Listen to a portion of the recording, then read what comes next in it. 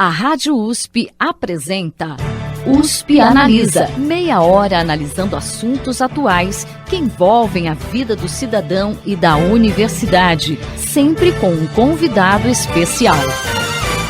USP Analisa.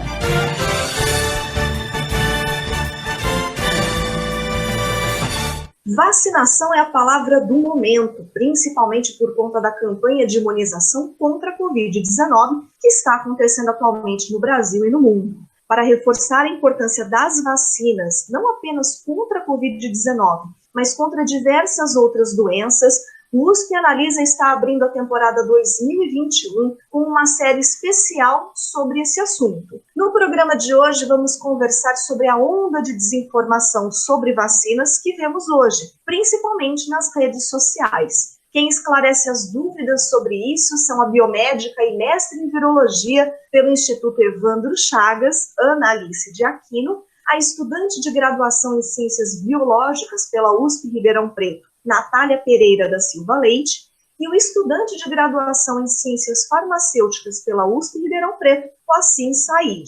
Lembrando que tanto a Ana Alice, a Natália e o Assim também são integrantes da União Pró-Vacina, que é uma importante iniciativa de várias instituições para combater a desinformação sobre vacinas. Sejam muito bem-vindos ao USP Analisa.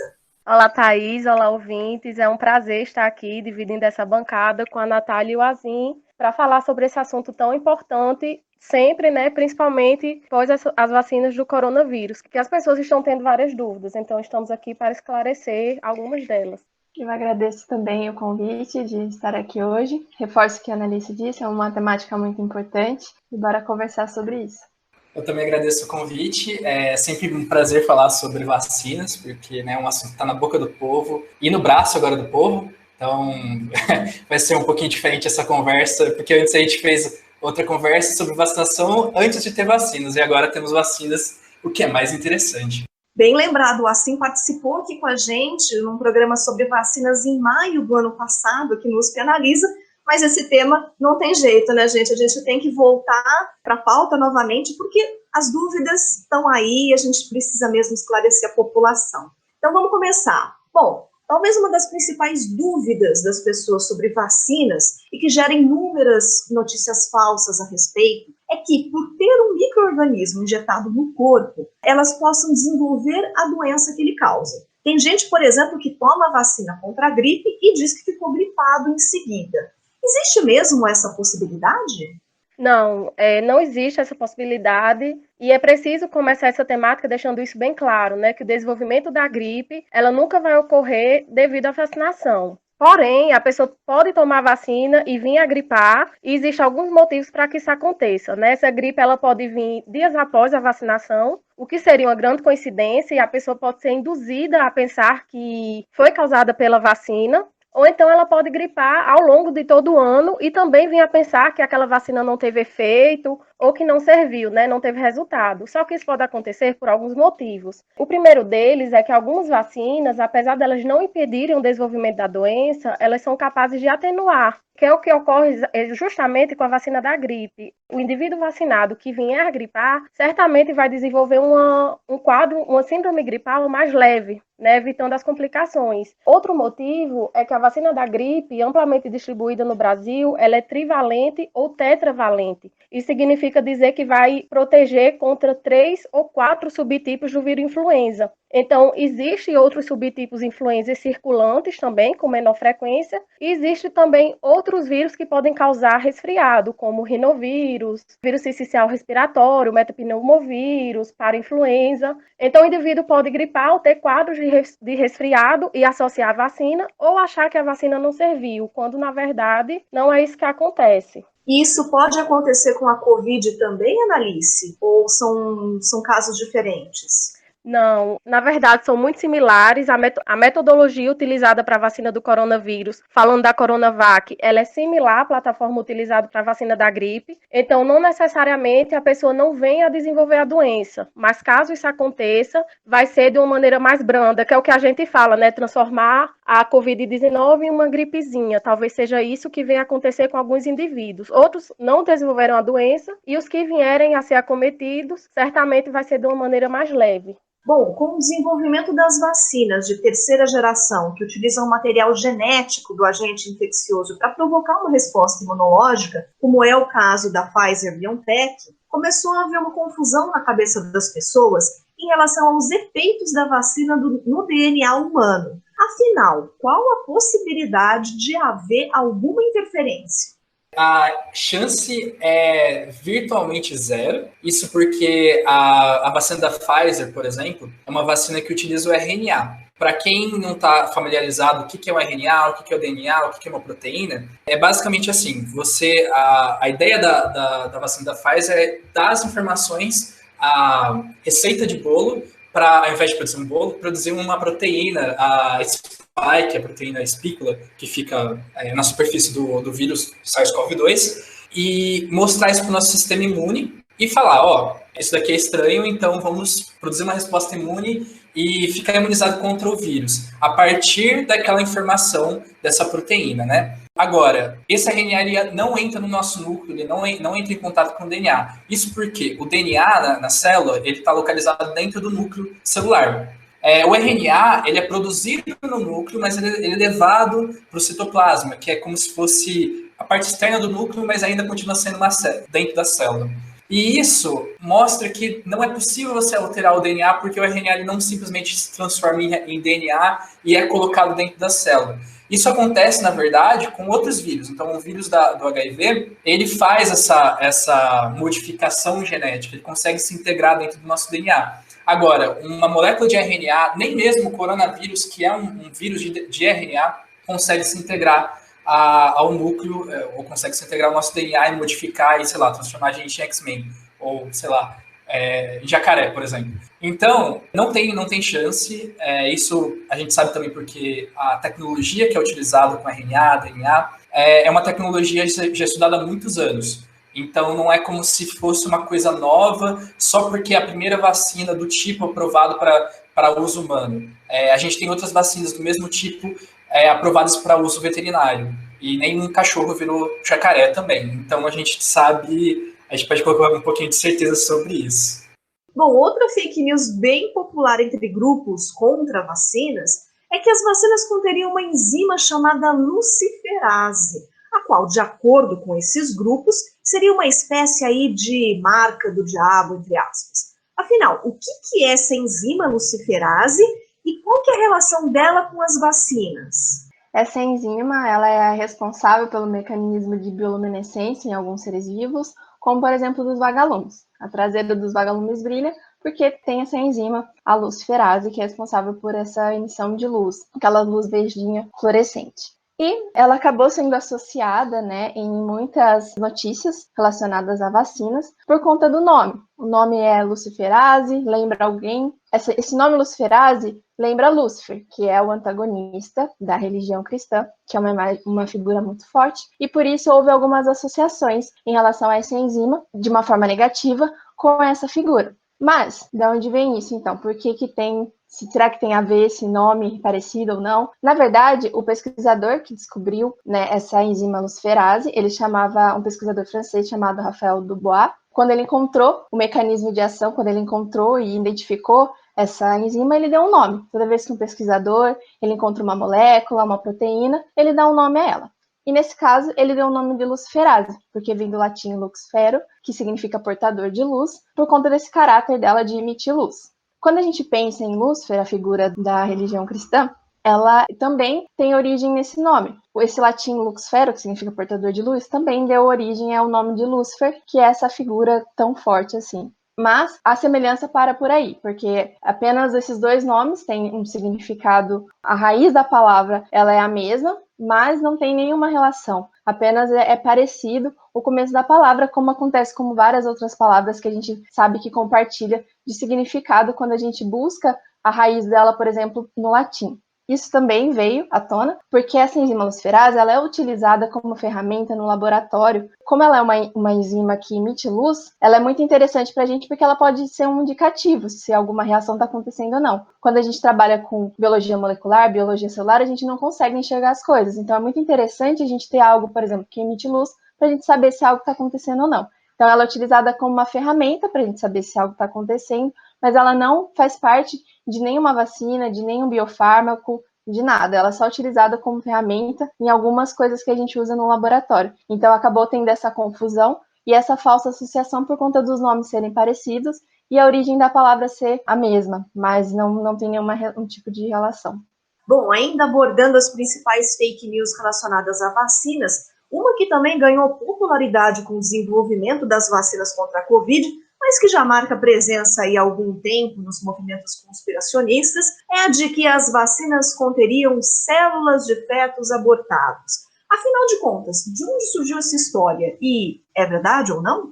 Essa história é muito antiga mesmo, ela data desde a década de 70. Por quê? Quando a gente vai cultivar um vírus, quando a gente vai produzir um vírus para se transformar depois numa vacina, né, matá-lo, ou atenuá-lo, ou pegar pedaços dele para colocar dentro de uma vacina, a gente precisa cultivar o vírus. Então a gente precisa ter uma matéria-prima que é o vírus em algum lugar. E vírus são parasitas obrigatórios, então eles precisam de células para serem produzidos, para se replicarem e tal. E uma dessas células que é utilizada é a célula REC-293, que é uma das células que é utilizada para algumas vacinas, por exemplo, a vacina de Oxford. Essa célula não é uma célula que deriva ou que foi retirada de um feto abortado. O que aconteceu foi que, na década de 70, teve um caso de aborto e utilizaram o feto, o material, algumas células dele, renais no caso, para propagar, eles modificaram o DNA dessa célula para ela ficar imortalizada, então a gente poder produzir ela, replicar ela várias vezes, sem ela morrer ou sem ela ficar velhinha, senil, então sem esse mecanismo de senescência. E a partir dela, a gente começou a utilizar para cultivar esses vírus. Então, o que aconteceu foi que essa plataforma, essa célula, ela é uma das melhores para isso, para a gente cultivar esses vírus. Então, logo depois disso, a gente foi replicando essa célula, foi multiplicando essa célula, foi derivando clones e clones e clones e clones, até hoje. Então, desde 1970, a gente tem clones e clones dessa célula. Mas não é a mesma célula. Da mesma forma que a gente, enfim, não é todo mundo igual, porque as coisas modificam de certa forma, mas enfim, o ponto importante é que não é a mesma célula, ou não é a célula que foi abortada, não tem nada, ela nem se lembra mais disso, porque é um clone. Então, o que acontece? Quando o movimento antivacina, os movimentos religiosos ficaram sabendo dessa história, eles utilizaram para jogar todos os tabus possíveis sobre aborto e sobre essa questão, não é ética. Eles até puxam um pouquinho de bioética, mas não faz nenhum sentido, mas é uma questão mais moral para eles. E não faz sentido, porque se a gente for levar em consideração o que a Igreja Católica pensa, a Igreja Católica está totalmente a favor, porque ela sabe da importância, por mais que seja contra o aborto, eles sabem da importância, eles sabem a diferença da célula inicial e eles sabem por que é importante utilizar essa plataforma. Porque se a gente não utilizasse essa plataforma, muitas pessoas morreriam. E isso é imoral para qualquer religião. Então, as vacinas não são produzidas com células de fetos abortados. As vacinas não têm células de fetos abortados dentro. Se você tomar a vacina, você não vai abortar. Isso não acontece. Então, podem ficar tranquilos que isso é simplesmente uma fake news horrível. Ela tem realmente uma base histórica, mas é uma fake news extremamente imoral, mesmo ela tentando puxar esse argumento de imoralidade. Então, a gente tem que sempre levar em consideração, por mais que a gente não concorde com a história, por mais que a gente não concorde com a origem de alguma coisa, se aquilo está salvando muitas vidas, milhares, milhões de vidas por ano, aquilo tem que ser considerado algo benéfico, e não algo que a gente pode ficar fazendo, sei lá, colocando tabus e fazendo pessoas pararem de vacinar só por causa disso.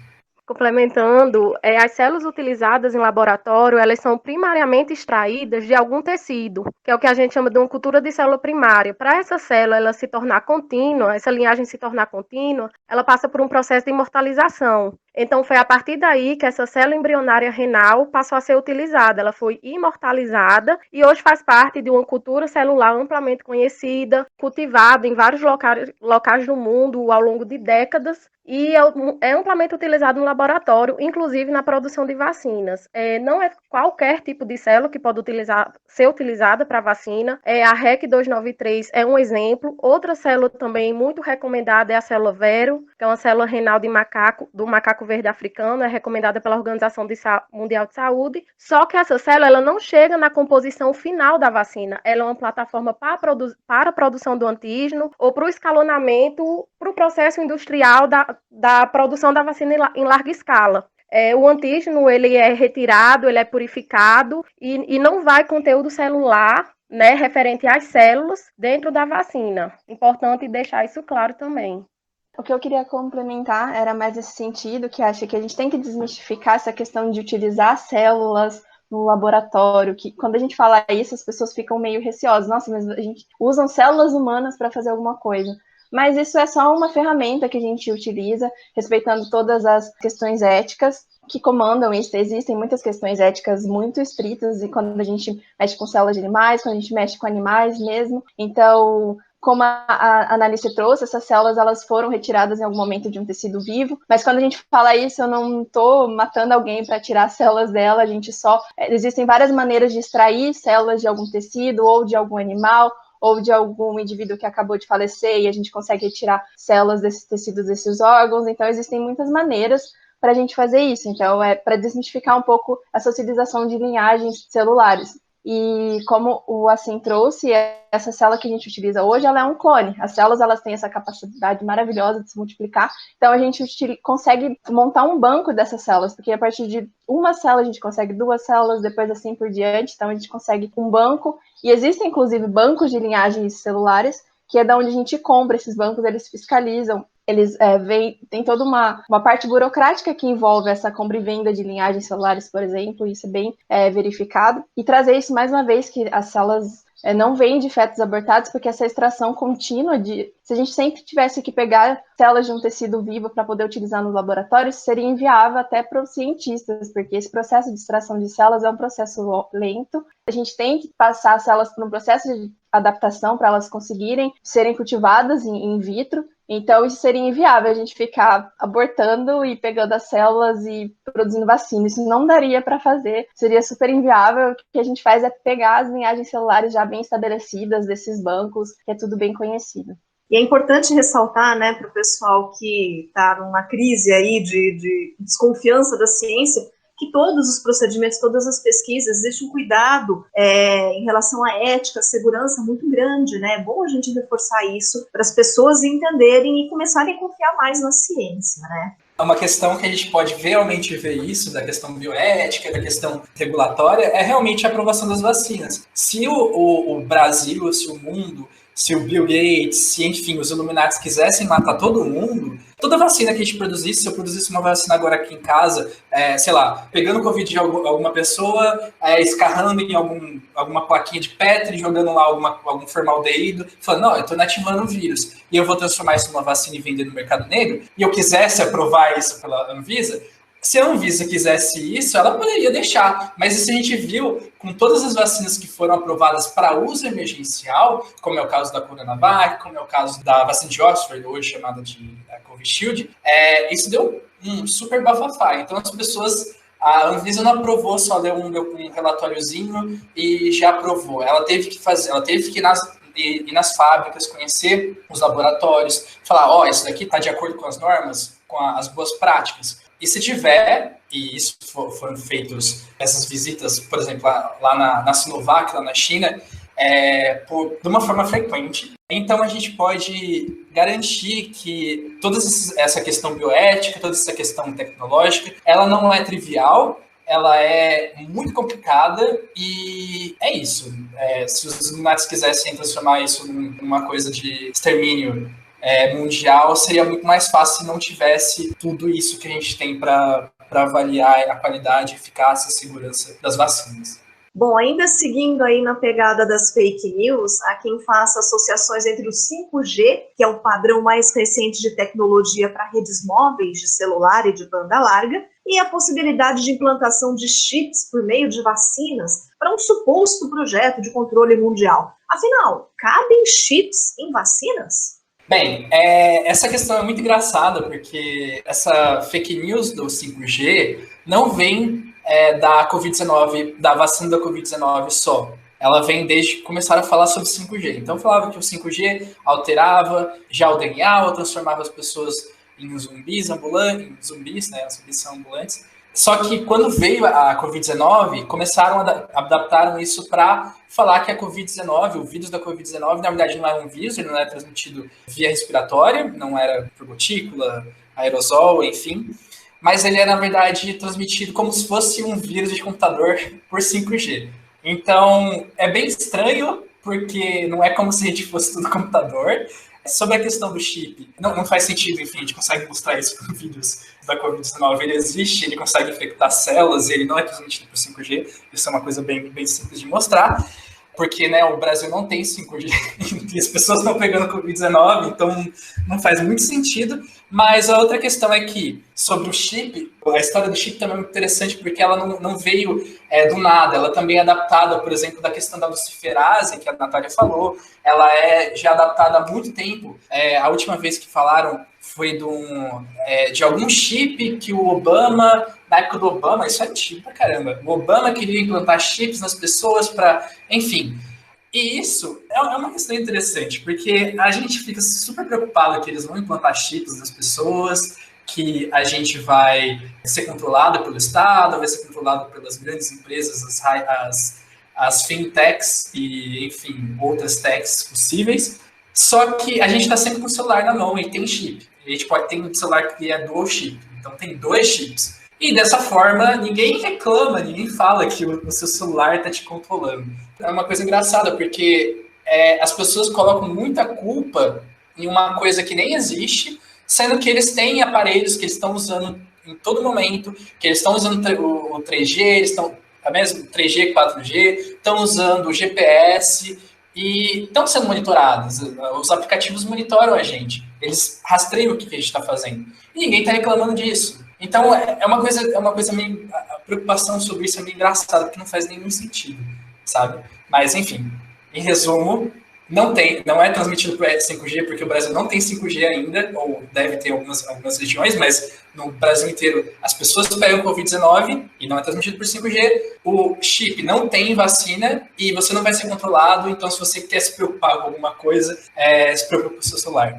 Isso, inclusive, vai ultrapassar os limites da própria realidade, né? Porque mesmo com longos anos de avanço e pesquisa em chips, microchips, nanochips, ainda não existe um chip em estado líquido, que é o que ocorre na vacina. A vacina ela é produzida liofilizada, isso facilita o processo de armazenamento, transporte, distribuição. Posteriormente, isso é ressuspendido com solução salina ou uma água ultra pura. Então, realmente, não teria como liofilizar um nanochip e ressuspendê-lo para que ele fosse aplicado juntamente com a vacina. Lendo um pouquinho sobre isso, eu vi que é realmente uma fake news reciclada, né, de longos tempos, mas em relação à Covid-19, tem uma farmacêutica americana, que é a Inovio, que recebeu recentemente uma doação da Fundação Bill e Melinda Gates. Né? Então, isso serviu ainda mais para fundamentar, serviu para acabar disseminando mais, né? Que poderia estar relacionada, queria controlar as pessoas, etc.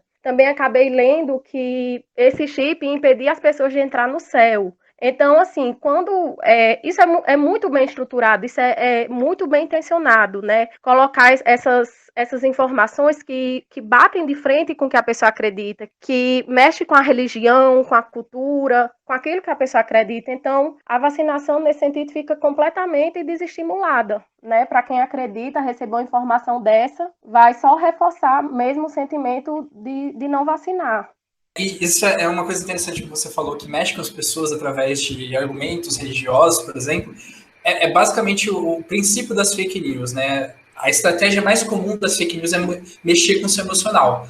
Então, ela pode, nesse caso dessa fake news como exemplo, ela mexe com a questão religiosa e ela mexe com a questão de liberdades individuais. Então, ninguém quer ter sua liberdade individual cortada, ninguém quer ser controlado, ninguém quer perder o direito de ir e vir ou ser monitorado de uma forma que acabe com a sua privacidade.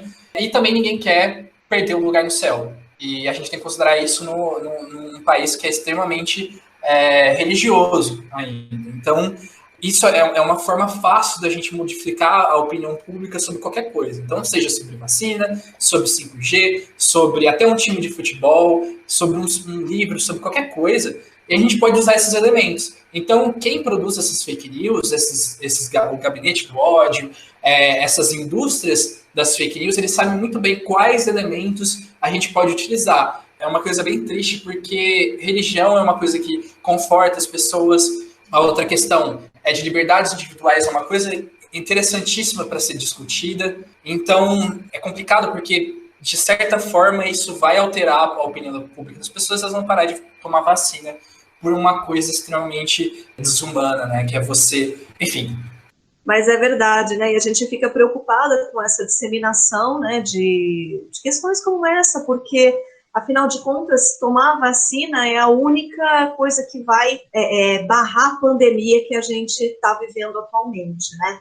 Bom, infelizmente, o nosso bate-papo está chegando ao final. Mas na próxima semana a gente volta com o 5º episódio dessa série especial sobre vacina. E vamos continuar conversando com a biomédica e mestre em virologia pelo Instituto Evandro Chagas, Ana Alice de Aquino, a estudante de graduação em Ciências Biológicas pela USP Ribeirão Preto, Natália Pereira da Silva Leite, e o estudante de graduação em Ciências Farmacêuticas, também pela USP Ribeirão Preto, Wassim Said. O USP Analisa de hoje fica por aqui. Até a próxima semana. Você ouviu USP Analisa, um programa da Rádio USP Ribeirão em parceria com o IEA, Instituto de Estudos Avançados, Polo Ribeirão Preto. Produção do Serviço de Comunicação Social da USP e do IEA. Coordenação, Rosimeire Talamone. Apresentação, Thaís Cardoso.